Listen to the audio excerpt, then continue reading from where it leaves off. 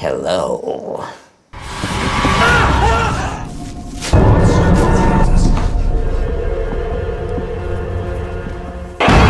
Welcome back to Horror Recaps.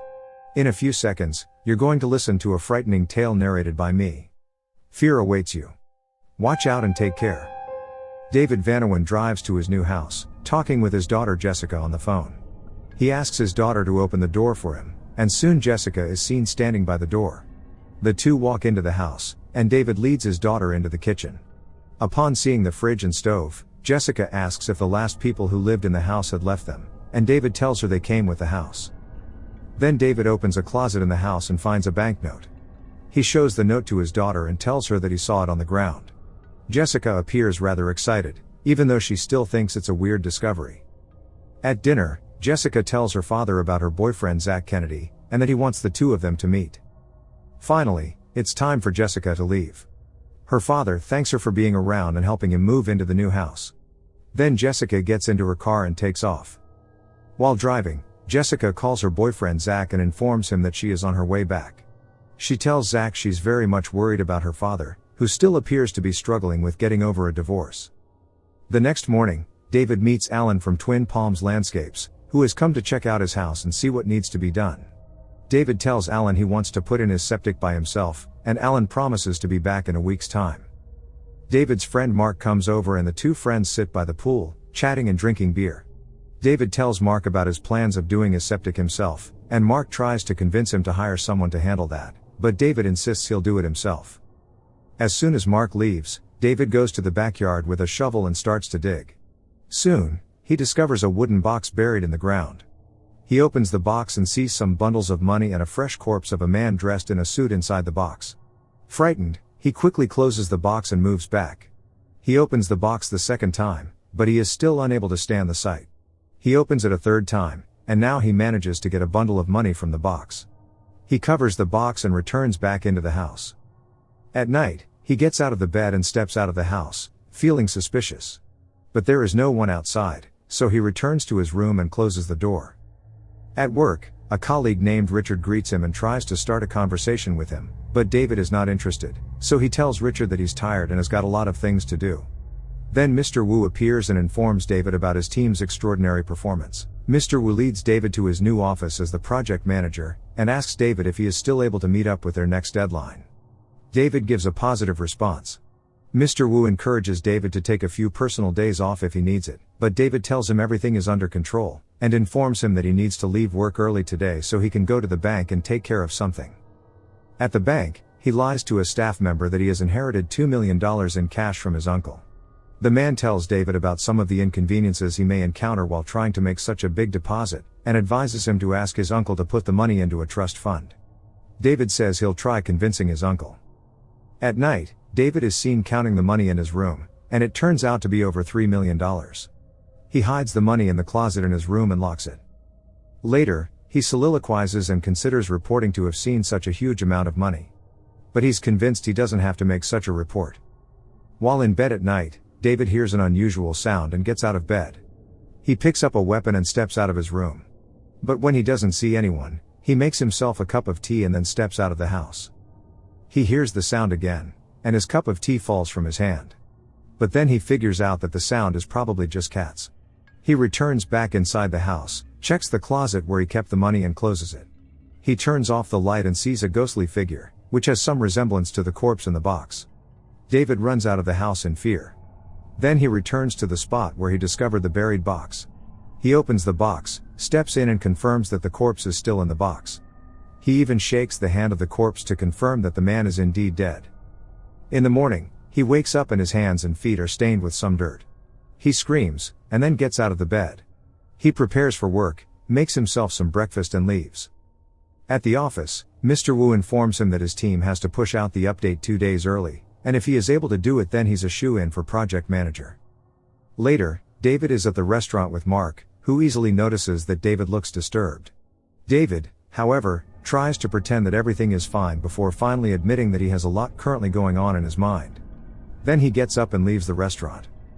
When he returns home, he finds some footprints that aren't his in his house. He opens the closet and confirms that the money is still there. He picks up a bundle of dollars, drops it back and closes the closet. Then he calls his daughter on the phone and asks her to come over.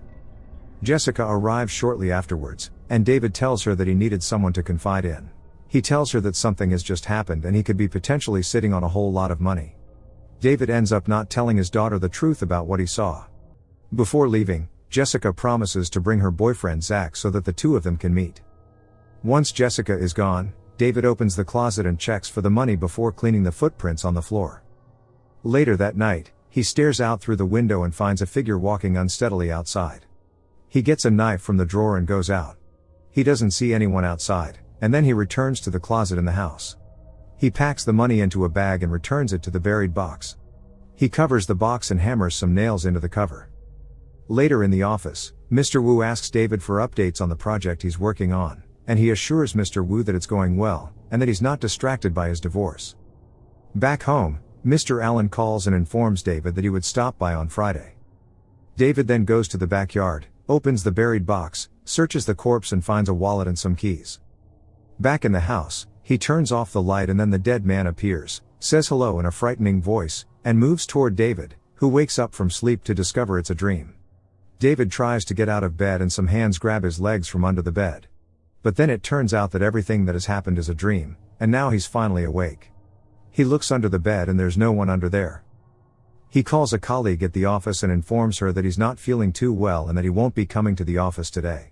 He will work from home instead, he says. David spends most of the day installing some outside lights, cameras and an alarm around the house. At night, he finally unlocks the door inside the closet and figures out that the opening leads into the basement. In the basement, he finds what appears to be corpses wrapped in body bags. He steps out of the basement, attempts to call 911, but doesn't proceed with the call. He goes to bed instead. Soon his newly installed alarm starts to ring. He gets out of the bed and goes to his computer, but the footage doesn't show anyone within or around the house. The power goes off suddenly for a moment. By the time it is restored, the footage shows the dead man standing in front of a door in his house. He runs after the man with a weapon, but he steps into a shard of ceramic outside.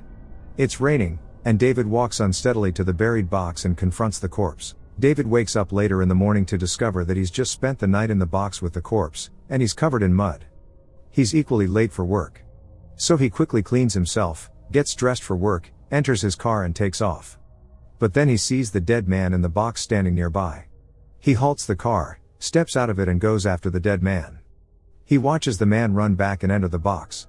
By the time David gets to the box, the man is simply lying motionless in the box. He gets a chainsaw and cuts the man's legs, spattering blood all over himself. Afterwards he arrives at the office, covered in blood and stinking. Mr. Wu confronts David for his misconduct, but David yells at his boss instead, and tells him that he doesn't even need the job. Mr. Wu calls the security, and they drag David out of the office. While driving home, David stops by and dumps his suit in the waste container outside. Now he's only wearing his blood-stained singlet and underpants. He drives into his compound and finds Alan near the buried box. Alan has already seen what's in the buried box, so he warns David to stay away from him, and threatens to call 911. David eliminates Alan using the hammer on the ground. Then he wraps him up and keeps his corpse in the basement. David also pulls out the corpse in the box, wraps it up and takes it to the basement as well. After waiting for David who doesn't show up at the restaurant, Mark decides to go to his house, since he's not even picking up his calls. David's alarm starts to ring the moment Mark arrives. He finally meets Mark in the kitchen, accuses him of wanting to take his money and eliminates him using a drilling machine. He wraps up the corpse and takes it to the basement. In the morning, David gets the money out of the buried box outside and takes it into the house. He appears to be losing his mind now. He talks to the money and even plays a game with it. In the morning, Jessica's boyfriend Zach arrives at David's house. He introduces himself as Zach Kennedy and is still speaking when David hits him repeatedly with a weapon. David drags him to the backyard, wraps him up, and takes him to the basement even though he's not dead yet. Jessica arrives later and her father leads her into the basement. Jessica is shocked to find the body bags in the basement, including Kennedy who's moving inside one of the bags. David hits his daughter in the head with his weapon and Jessica passes out. When Jessica wakes up, she finds out that her hands are chained, and her father tells her that she's here to take his money. Jessica cries out and tells him that she doesn't know about his money, and she's here only to see him. David suddenly appears to be remorseful and apologizes to Jessica. He tells her he knows how to fix it but still does not unchain her. He leaves the basement, and stares at himself in the mirror soliloquizing as he dresses up. Meanwhile, Zach continues to struggle until he suffocates. Jessica is still chained, and David, now dressed in a suit, returns the money to the buried box and pours some petrol on it. He turns on the lighter but doesn't proceed with burning the money as he may have intended. It starts to rain and David enters the buried box and covers himself. Make sure to subscribe and turn on notifications so you can watch more videos like this. Thanks for watching.